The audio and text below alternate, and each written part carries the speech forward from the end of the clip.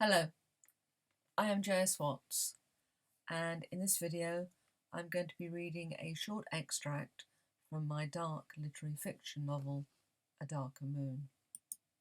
We begin at chapter 1.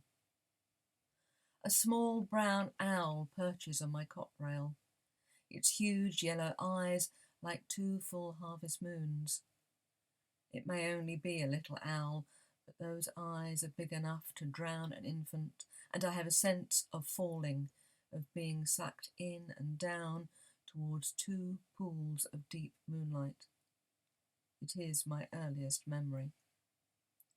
It is followed very closely, within the variable flow of remembered time, by another, in which an elderly woman, whom retrospectively I have assumed to be one of my many carers, taps my lips with an ungentle finger and mutters unintelligible mantras, unintelligible, that is, for the one word, Lilith. That word and the two luminous drowning pools imprinted themselves on my consciousness and haunted me into adulthood. Even now, I sometimes wake with a start from a dream in which I am forever falling, to hear the fading hiss of a whispered Lilith. Convinced I had been listening to mumbled septuagenarian incantations in my sleep. As for the owls, they have a morbid fascination for me, but I couldn't bear to live within the sound of their call. I think it is fair to say that I did not have a settled childhood, and most of my different carers and foster homes have become something of an amorphous blur in the mental album of my recollections. In addition to the early memories, the only other strong image I have from this period of my life is of my mother, or rather of the one and only photograph that I have of her. I do not actually remember my mother. When she abandoned me in a basket on the steps of a North London synagogue, the only things she left me with were barely enough blankets, my first name, written on the back of an address card of a less than reputable Soho nightclub of the time, and a black and white photograph of herself. At least, everyone, including me, has always assumed that it is a photograph of her.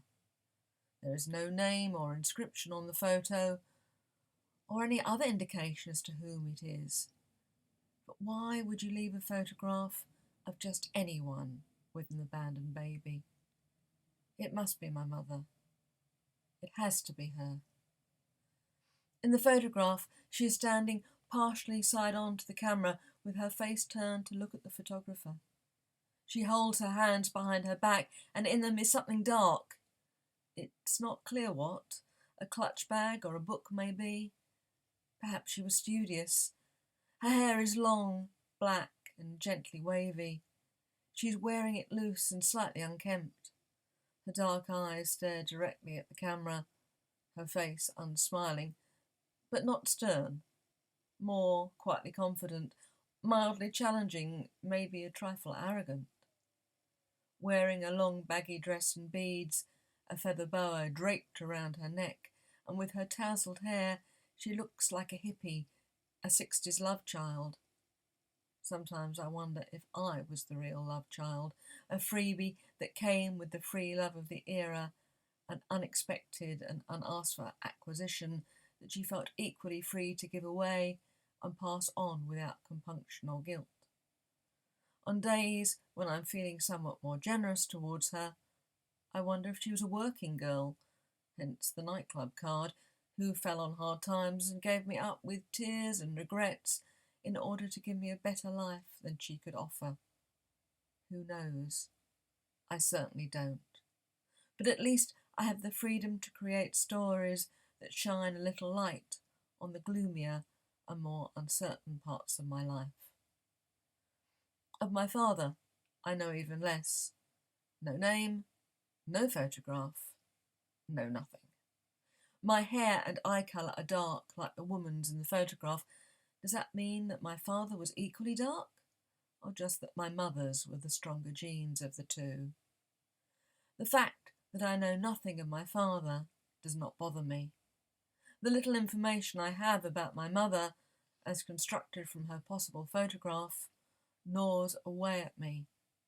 But over the years, I've had to learn to deal with the bite marks.